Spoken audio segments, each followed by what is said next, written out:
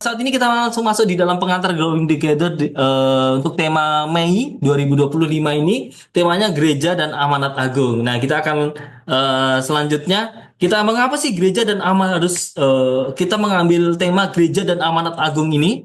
Nah, Bapak Ibu, tadi latar belakangnya sudah saya sampaikan juga bahwa di bulan Mei ini kita akan memperingati bagaimana kenaikan Yesus ke surga ya. Tetapi sebelum Yesus naik ke surga, dia akan memberikan amanat agung bagi orang percaya, bagi para murid saat itu dan juga bagi kita semua. Nah, kita akan menghayati nih amanat agung yang diberikan Tuhan Yesus kepada murid dan pada orang-orang percaya hingga kita orang-orang percaya seperti kita hingga sampai saat ini. Nah, kita juga akan menghayati bagaimana peran sentral amanat agung ini dalam misi dan kehidupan gereja. Nah, gereja ada hingga sampai saat ini pasti karena adanya peran dari amanat agung ini. Dan amanat agung pastinya terus diberitakan sehingga orang-orang Kristen itu terus bertumbuh maupun saat ini terus ada karena Injil itu diberitakan bagi kita semua. Nah, kita akan membahas bersama bagaimana peran sentral dari amanat agung ini, bagaimana pentingnya amanat agung ini bagi kehidupan gereja, kehidupan misi gereja. Lalu kita juga akan melihat bagaimana peran aktif orang percaya dalam melaksanakan amanat agung di dalam gerejanya masing-masing. Mungkin kita juga akan mengadakan evaluasi di sini, apakah gereja saat ini, ataukah orang-orang kita, atau kita sebagai gereja, gereja-gereja Tuhan, juga saat ini telah aktif melaksanakan amanat agung, panggilan amanat agung ini dalam kehidupan kita. Apakah selama ini ya itu tugasnya Bapak Pendeta saja, itu tugasnya gembala, itu tugasnya evangelis, itu tugasnya orang-orang yang dipanggil. Saya cukup percaya saja dan saya duduk diam melihat semuanya. Apakah seperti itu? Nah, ini kita juga akan membahas, kita akan mengevaluasi semuanya. Dan setelah itu kita juga akan melihat bagaimana peluang dan tantangan gereja untuk menjalankan amanat agung pada era digital ini. Bapak Ibu dan rekan-rekan semuanya, amanat agung, amanatnya sama. Dari dulu ketika Tuhan Yesus naik ke surga, sebelum naik ke surga, hingga sampai saat ini amanatnya sama. Tetapi dalam peluang dan tantangannya itu pasti berbeda-beda ya dari setiap zaman. Konteks masyarakatnya, konteks budayanya sudah berbeda-beda. Nah, khususnya kita pada era digital ini, peluang apa dan tantangan apa yang dihadapi oleh gereja untuk kita bisa melaksanakan amanat agung? Apakah peluang itu terus, apakah ini menjadi satu peluang atau jadi satu jadi satu ini hambatan di pada era digital ini untuk melaksanakan amanat agung? Nah, semuanya kita akan bahas dalam 4 tema yang akan kita diskusikan, 4 topik yang akan kita diskusikan selama 1 bulan ini di bulan Mei ini. Nah, nanti ada 4 topik. Topik yang pertama itu amanat agung dalam perjanjian lama dan perjanjian baru. Lalu yang kedua nanti topik yang kedua nanti kita akan bahas bersama tentang amanat agung dan gereja. Lalu di topik yang ketiga kita akan membahas bersama-sama tentang amanat agung pada era digital saat ini. Dan yang keempat nanti kita akan membahas bersama-sama terkait amanat agung, masa depan, dan aku. Nah, oke, saat ini kita akan melihat agenda Bapak Ibu, agenda yang akan kita laksanakan dalam diskusi kita di bulan Mei besok. Temanya gereja dan amanat agung, ada 4 topik yang kita bahas dan kita diskusikan selama 1 bulan ini, 1 bulan Mei ini. Di minggu yang pertama itu di tanggal 5 sampai 10 Mei. Jadi ini diskusinya itu di hari Senin dan sampai hari Sabtu ya Bapak Ibu dan rekan-rekan semuanya. Nanti di hari Minggu kita tutup grupnya. Nanti kita off untuk bisa memberikan kesempatan bagi Bapak Ibu untuk bisa fokus melayani Tuhan dan juga beribadah di gereja masing-masing. Nah, di minggu yang pertama itu kita akan berdiskusi tanggal 5 sampai 10 Mei. Ini kita akan berdiskusi dari tema amanat agung, perjanjian lama dan perjanjian baru.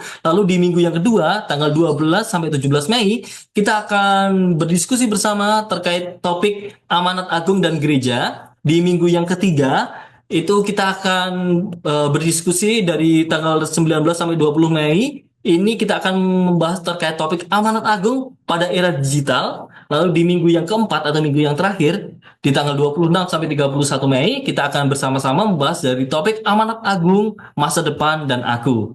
Nah, Bapak Ibu, untuk penutupan GT Mei dan sekaligus untuk pengarahan GT di bulan Juli, kita akan laksanakan bersama-sama di tanggal 30 Mei 2025 ini. Oke, baik kita akan bahas satu persatu ya Bapak Ibu terkait setiap topik yang akan kita diskusikan ini. Di topik yang pertama yaitu Amanat Agung Perjanjian Lama dan Perjanjian Baru di minggu yang pertama.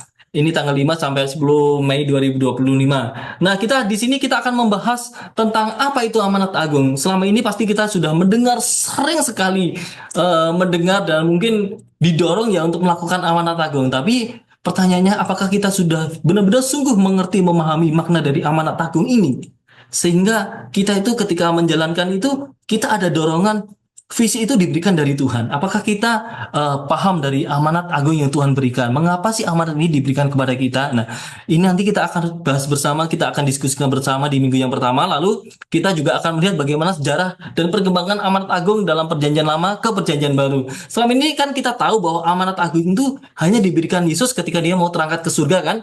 Jadi, tapi kita akan melihat jauh di belakang sebelumnya itu ya, di perjanjian lama, apakah amanat agung ini sudah ada sih dalam kehidupan orang-orang di perjanjian lama itu? Apakah Allah sudah memberikan amanat agung ini dalam perjanjian lama? Apakah hanya amanat agung diberikan pada perjanjian baru? Nah, ini pasti ada kesinambungan, pasti juga ada korelasi dari perjanjian lama dan perjanjian baru ini. Nah, kita akan bersama-sama nanti mendiskusikan juga di topik yang pertama ini tentang amanat agung dari perjanjian lama ke perjanjian baru. Apakah ada perbedaan ataukah ada persamaan? Lalu nanti kita juga akan melihat bagaimana cara-cara cara-cara apa saja yang dilakukan oleh tokoh-tokoh di Alkitab dalam melakukan amanat agung pada waktu itu.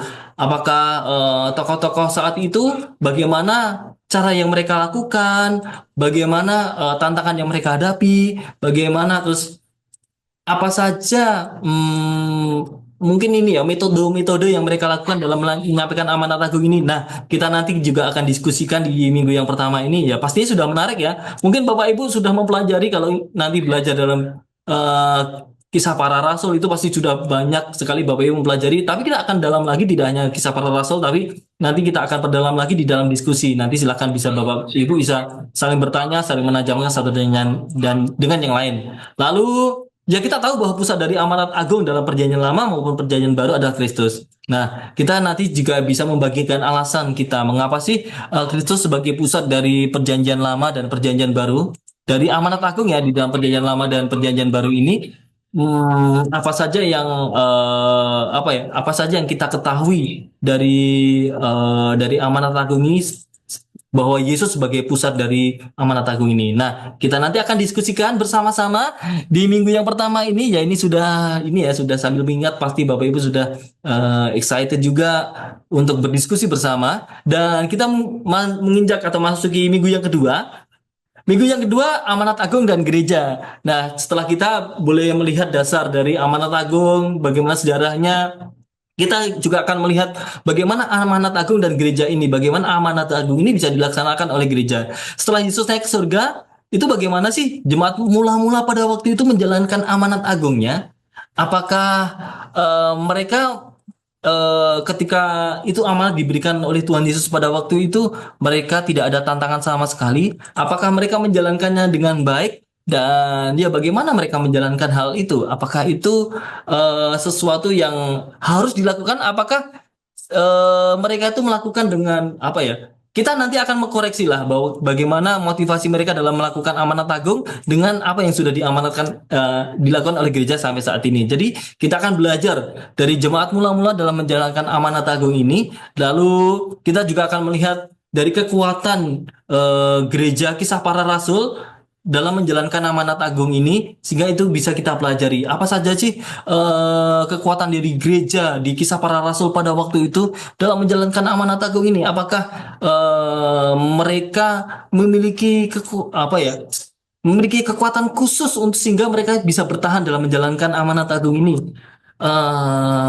Ya kita tahu pasti banyak tantangannya dari tantangan yang mereka hadapi dan mereka tetap bisa bertahan. Nah, itu yang akan kita pelajari sebagai satu bentuk ini ya, sebagai bentuk pelajaran untuk kita bisa menjalankan amanat agung di konteks kehidupan kita saat ini. Nah, kita akan melihat bagaimana kekuatan amanat agung di gereja kisah para rasul pada waktu itu. Lalu Apakah gereja sekarang juga melakukan amanat agung? Nah, ini jadi satu pertanyaan, satu refleksi bagi kehidupan gereja-gereja saat ini, termasuk kita sebagai gereja-gereja Tuhan ya, Bapak Ibu dan rekan-rekan semuanya. Apakah kita sekarang juga melakukan amanat agung tersebut?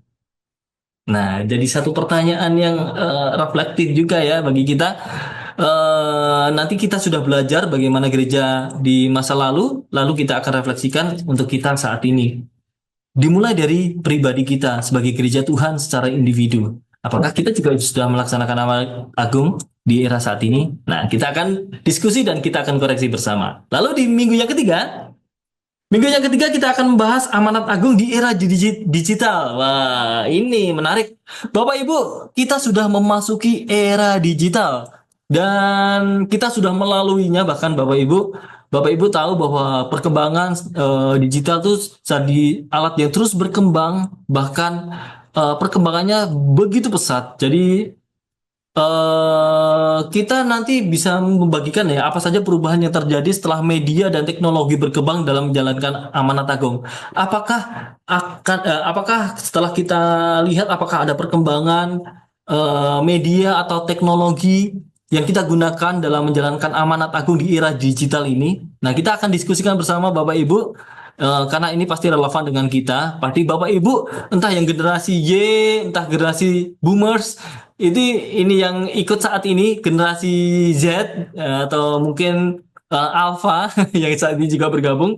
Nah, Bapak Ibu mau nggak mau kita sudah melewati atau memasuki era digital ya. Saat ini kita akan juga bersama-sama melihat nih perkembangannya. Nanti Bapak Ibu yang generasi boomers atau generasi Y mungkin akan lebih banyak melihat ya bagaimana perkembangan alat digital ini dalam untuk media atau sebagai alat dalam melakukan amanat agung. Lalu platform media apa saja yang dapat dipakai, lalu plus minusnya apa yang akan kita lihat, dan untuk kita boleh melakukan cara penginjilan atau mewartakan amanat agung ini. Apakah ada plusnya ataukah ada minusnya atau banyak plusnya atau banyak minusnya ya. Kita akan diskusikan bersama di dalam minggu yang ketiga dan terakhir nanti kita akan kita mengarah ya Bapak Ibu ke klasik digital ke digital AI. Jadi zaman digital yang sudah kita lalui itu kita boleh menyebut bersama ya, kita sepakati bahwa itu menjadi satu zaman di mana kita bisa sebut klasik digital.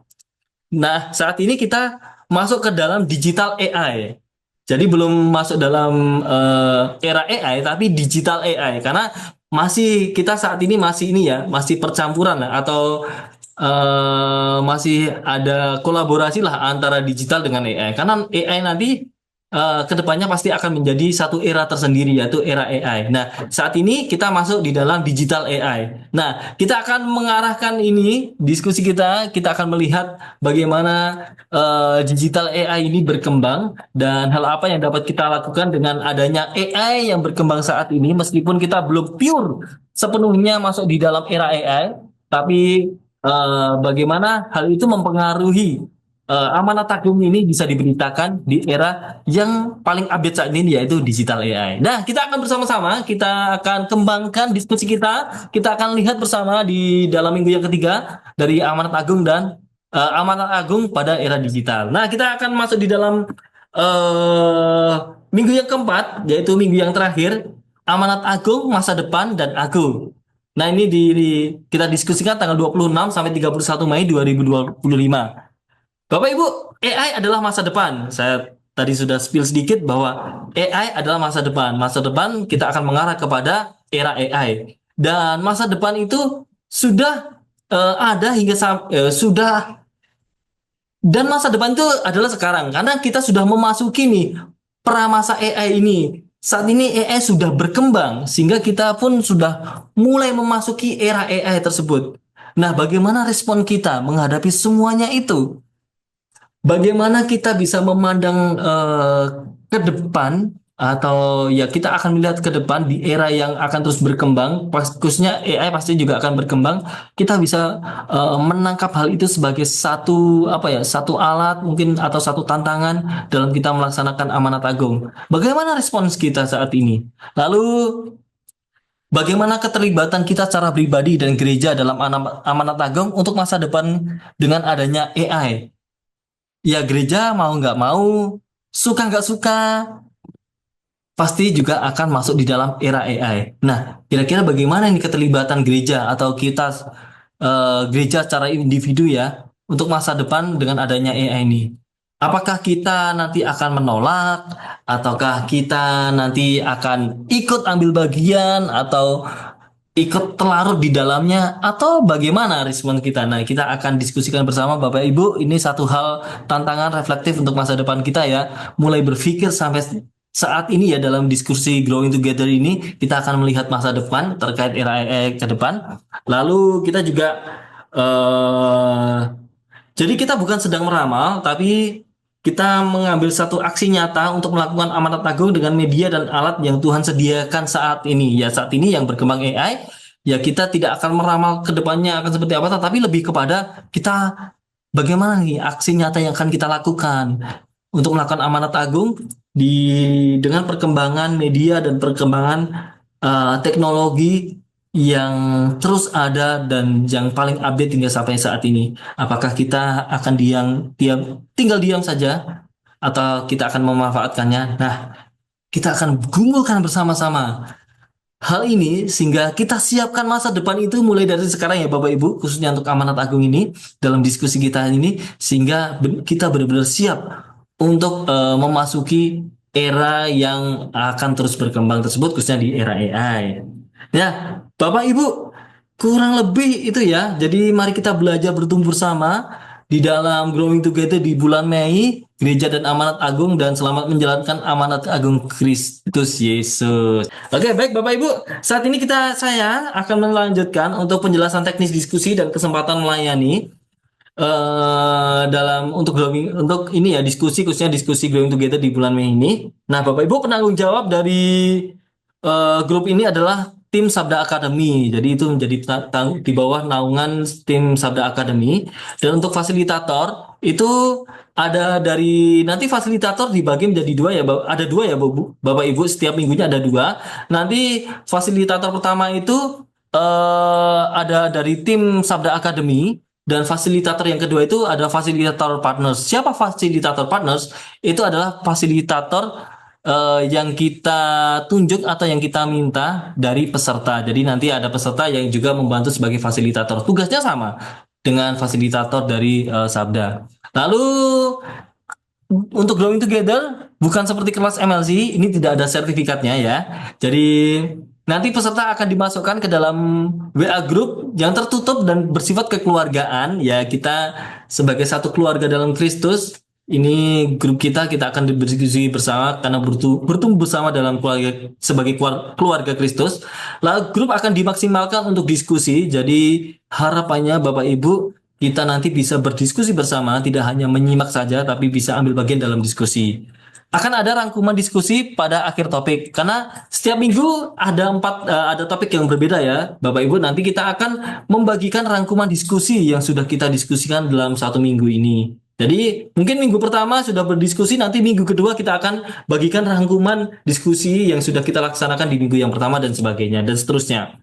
Nah, jadi data perkenalan peserta akan dikirim ke grup oleh admin. Jadi data perkenalan Bapak Ibu nanti kan tidak perkenalan satu-satu ya. Nanti akan kami kirim data perkenalannya di grup admin, di grup oleh admin. Jadi harapannya Bapak Ibu bisa save sehingga bisa tidak lupa oleh nama pesertanya. Selanjutnya, nah, peserta itu harus berkomitmen untuk bertumbuh bersama dan saling mendukung serta menghidupkan dinamika diskusi kelompok ya. Sesuai visi misi kita tadi bahwa ini adalah satu kelompok namanya Growing Together. Jadi komitmen untuk tumbuh bersama, untuk saling mendukung serta menghidupkan dinamika diskusi. Bagaimana kita bisa menghidupkan dinamika diskusi kelompok? Ya, dengan cara kita ikut ambil bagian dalam diskusi. Jadi tidak hanya menyimak saja, memberikan komentar, menjawab pertanyaan. Mungkin kalau ada yang belum jelas bisa ditanyakan kepada peserta lainnya. Jadi semuanya kita bertumbuh. Ingat Bapak Ibu, kita fasilitator dari Sabda, kita juga adalah peserta ya. Jadi kita juga ikut berdiskusi nanti. Jadi tidak ada guru, tidak ada dosen di sini. Kita semua beserta berkomitmen bersama. Peserta wajib aktif berdiskusi minimal 2 kali dalam seminggu dan bebas memilih waktu diskusinya. Jadi Bapak Ibu, ini sebenarnya sudah sangat enak sekali ya. Peserta itu diwajibkan aktif diskusi minimal 2 minggu seminggu itu 2 kali saja. Itu minimal ya Bapak Ibu, minimal. Itu kalau memang Bapak Ibu sibuk sekali ya, paling nggak 2 minggu itu bisa aktif. Nanti silahkan bebas memilih waktu diskusinya, memilih hari diskusinya. Silahkan itu bebas dipilih. Lalu fasilitator akan mengirimkan pertanyaan diskusi dan referensi dari bahannya untuk dibaca dan dipelajari bersama. Nanti pertanyaan dari diskusi akan kita berikan ya dari fasilitator nanti setiap pagi biasanya akan kita kirimkan pertanyaan diskusinya untuk kita diskusikan bersama. Tetapi biasanya di minggu awal sebelum mulai diskusi kita akan membagikan referensinya juga referensi dalam topik tersebut sehingga itu jadi acuan untuk nanti bisa berdiskusi. Referensi di pertanyaan akan dikirim pada minggu malam atau Senin pagi itu referensinya. Kalau pertanyaannya nanti biasanya 2 minggu sekali kita akan kirim. Lalu peserta yang kurang aktif akan mendapatkan reminder dari admin via PM atau tagging dalam WA grupnya. Jadi Bapak Ibu nanti kalau mungkin ini tugas dari fasilitator juga ya. Jadi kalau nanti ada peserta yang dilihat belum aktif, karena nanti keaktifan dari Bapak Ibu kami catat ya. Jadi kami mencatat ada data keaktifan dari Bapak Ibu. Nanti kalau selama minggu ini Bapak ini atau Ibu ini atau saudara ini belum aktif, nanti kita akan melakukan tagging atau kita akan reminder supaya bisa bergabung dalam diskusinya. Lalu peserta diharapkan berdiskusi dengan baik dan tidak OOT atau out of topic. Jadi nanti topiknya harus sesuai dengan topik yang didiskusikan. Silahkan berdiskusi sesuai dengan topik. Mungkin nanti kalau ada sudah mulai keluar dari jalur atau dari topiknya, nanti dari teman-teman fasilitator yang mungkin akan mengarahkan kembali ya, menegur mungkin lebih mengarahkan kembali untuk kembali pada topik diskusinya. Satu, grup tetap dibuka dan peserta dapat berdiskusi. Namun di hari Minggu grup akan ditutup dan fokus untuk beribadah dan melayani. Jadi hari diskusinya tuh hari Senin sampai Sabtu, Minggu kita tutup grupnya dan akan kami buka kembali di hari Senin. Oke, setelah diskusi berakhir, WAG akan ditutup. Untuk mengikuti tema berikutnya, peserta bisa mendaftar ulang atau memberi konfirmasi kepada tim Growing Together untuk dimasukkan ke WAG atau WhatsApp Group GT di bulan berikutnya. Selanjutnya, nah ini Bapak Ibu, kami membuka kesempatan bagi Bapak Ibu yang ingin ambil bagian sebagai fasilitator partners, yang ingin mendaftarkan diri. Kami membuka kesempatan bagi Bapak Ibu, silakan bisa menghubungi kontak admin, nanti bisa kontak Melisa ya, atau bisa menghubungi saya juga kalau ingin menjadi fasilitator partners. Nah ini ada beberapa tugas dari fasilitator Growing Together. Yang pertama, menyapa dan menyambut peserta setiap hari. Jadi setiap hari nanti menyapa peserta dan menyambut peserta supaya mengencourage supaya mereka bisa ambil bagian dalam diskusi. Lalu memposting pertanyaan dan pertanyaan pengembangan itu salah satu tugas dari fasilitator. Lalu memperhatikan flow diskusinya. Nanti diskusi ini kira-kira kok tidak rame ya, belum rame ya. Nanti bisa melakukan ini ya, memancing untuk peserta bisa bergabung. Lalu menegur peserta yang akan atau sudah OOT dan mengingatkan peserta yang belum aktif. Jadi tadi seperti yang sudah saya jelaskan, ketika OOT akan diingatkan oleh fasilitator dan yang belum aktif nanti bisa dilakukan tagging terhadap nama dari peserta. Lalu ikut berbagi pendapat atau menanggapi pendapat atau jawaban peserta. Jadi fasilitator di sini tugasnya sebagai fasilitator, tapi juga plus sebagai peserta. Jadi fasilitator itu bukan guru dan bukan dosen. Jadi fasilitator adalah peserta. Jadi fasilitator juga akan memberikan berbagi pendapat dan menanggapi pendapat serta jawaban dari peserta lainnya. Itu lalu fasilitator yang mengalami kendala dalam menjalankan tugas harus segera melaporkan ke admin, itu ke Melisa atau kepada fasilitator Sabda yang sedang bertugas. Jadi ketika ada kendala, silakan nanti bisa berkoordinasi dengan admin maupun berkoordinasi dengan fasilitator dari Sabda yang bertugas saat itu, yang sebagai partnersnya saat itu. Lalu bekerja sama sebelumnya bekerja sama sebelumnya, nah bekerja sama dengan fasilitator dari Sabda itu salah satu ini ya tugas dari fasilitator partners untuk bekerja sama dengan fasilitator yang ada dengan yang sedang bertugas, fasilitator Sabda yang sedang bertugas. Oke. Nah ini jadwalnya Bapak Ibu. Nah ini nanti silakan bagi Bapak Ibu yang ingin mendaftar sebagai fasilitator. Nah ini yang tulisan peserta-peserta ini nanti yang bertugas sebagai fasilitator. Silakan bagi Bapak Ibu yang ingin mendaftar, silakan bisa mendaftarkan diri. Nanti kita akan berkoordinasi, kita koordinasikan untuk kita jadwalkan di minggu keberapa. Atau nanti kalau memang nanti belum ada, nanti kita akan hubungi bagi Bapak Ibu untuk bisa menjadi fasilitator dari fasilitator partners di GT bulan Mei ini. Yang Sabda-Sabda ini adalah fasilitator yang dari Sabda. Oke, Bapak Ibu kurang lebih itu ya yang bisa saya sampaikan terkait visi misi dari Growing Together, pengarahan Growing Together atau ya pengarahan Growing Together di bulan Mei dan juga penjelasan teknis diskusi sekaligus kesempatan melayani di dalam Growing Together ini.